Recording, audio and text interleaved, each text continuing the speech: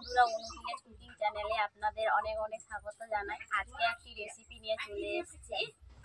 ঢেঁড়স আর silver cup মাছ দিয়ে টক রান্না করব।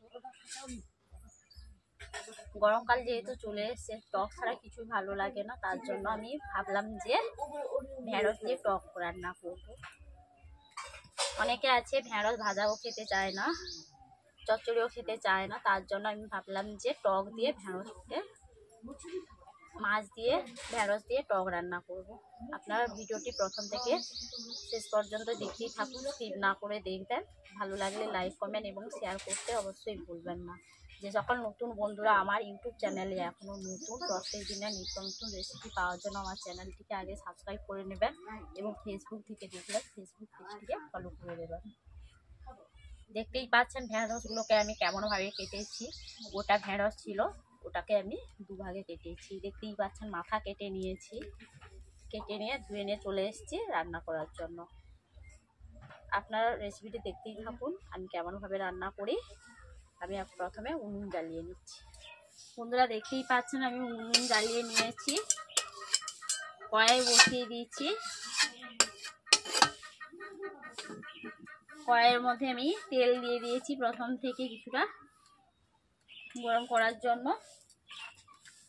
কড়াইটাকে ভালো করে গরম করে নিচ্ছি, যাতে ঢেঁড়সগুলো যে ভাজবো কড়াইতে বসে না যায়, তার জন্য আমি আগে থেকে তেল দিয়ে গরম করে নিচ্ছি কড়াইটাকে ভালোভাবে। ঢেঁড়সগুলো যেহেতু আগে থেকে কেটে নিয়ে ধুয়ে নিয়ে চলে এসেছি, তার জন্য আমি ঢেঁড়সগুলোকে প্রথমে ভেজে নিচ্ছি।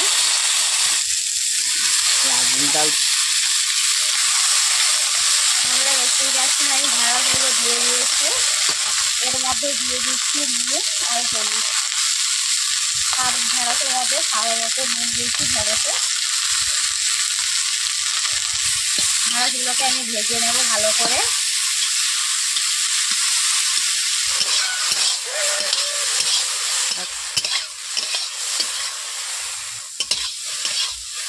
বন্ধুরা দেখতেই পাচ্ছেন ঢেঁড়সগুলোকে যেমনভাবে ভাজা হয় বাড়িতে, সেইভাবে আমি ঢেঁড়সগুলোকে ভেজে নিয়েছি টকের মধ্যে যেহেতু দেবো। দেখতেই পাচ্ছেন ঢেঁড়সগুলো একদম লালচে করে একটু ভেজে নিয়েছি। ঢেঁড়সগুলোকে থালার মতো নিয়ে নিচ্ছি। এরপর আমি কড়াইতে তেল দিয়ে দিচ্ছি সামান্য পরিমাণে। এরপর দিয়ে দিচ্ছি কাঁচা লঙ্কা চিড়ে আর দিয়ে দিচ্ছি পাঁচ ফোড়নে একটু সঙ্গে দিয়ে দিলাম।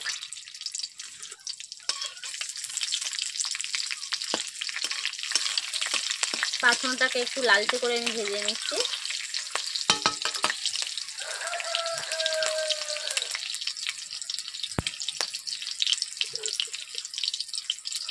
এরপর দিয়ে দিচ্ছি হলুদ গুঁড়ো,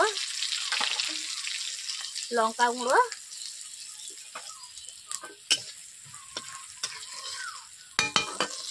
যেহেতু আগে থেকে সর্ষে বেটে রেখেছিলাম, আমি সাদা সর্ষে ব্যবহার করছি টকের মধ্যে।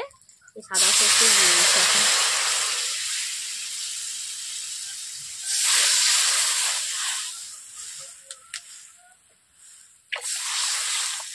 আর দিয়ে দিচ্ছি 3টা আমচুর, দেখতেই পাচ্ছেন। আর এখন দিয়ে দিচ্ছি স্বাদ মতো নুন।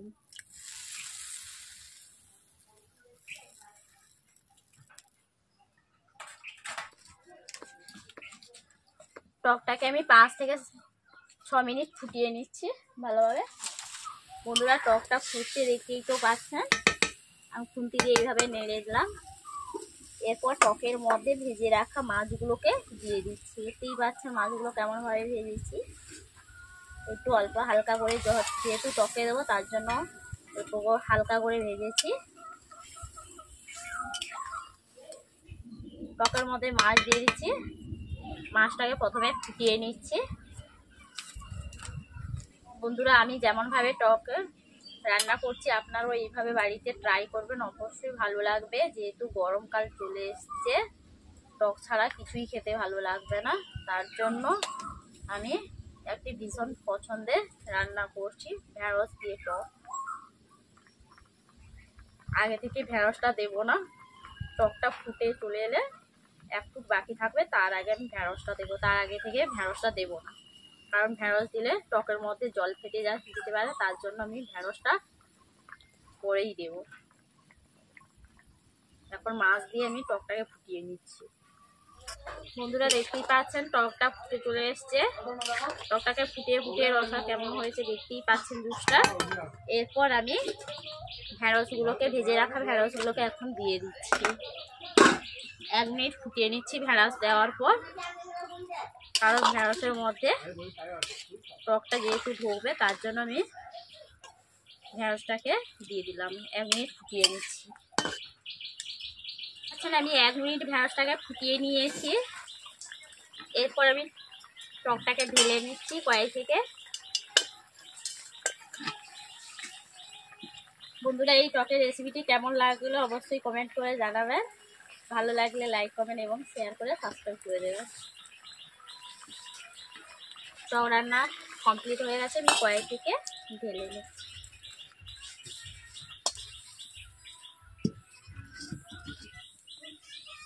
ধুয়ে দিয়ে থালা কোথাও রান্না করবো দেখি।